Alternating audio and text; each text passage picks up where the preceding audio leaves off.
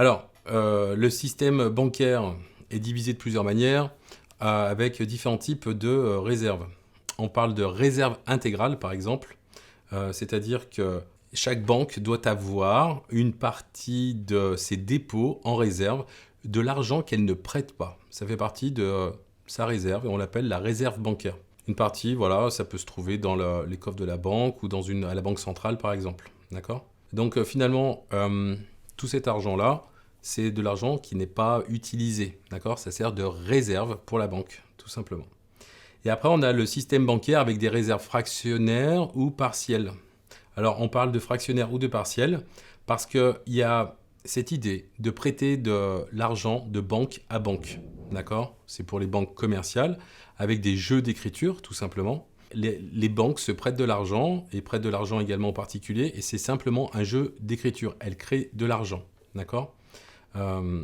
Elles touchent des intérêts, effectivement, la banque.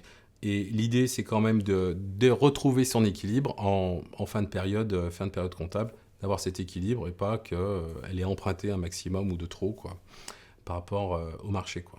Une notion à connaître aussi, ce sont les capitaux propres et les effets de levier. Une entreprise peut recourir à l'emprunt bancaire, ça vous le savez. Pour emprunter, finalement, qu'est-ce que ça va lui permettre de faire ? Elle va aller chercher de l'endettement, d'accord ? Mais cet endettement-là va lui permettre d'aller chercher de l'investissement. Et comme on l'a vu précédemment, l'investissement va permettre d'aller chercher des profits supplémentaires. Donc, c'est un effet de levier, d'accord, qui est multiplicateur de profits. Donc, ça permet à l'entreprise d'obtenir une rentabilité supérieure pour ses capitaux propres. Et si les investissements sont peu rentables et que le coût du crédit est finalement supérieur à cette rentabilité, alors l'effet de levier est multiplicateur de pertes, donc pas de profit, mais de pertes.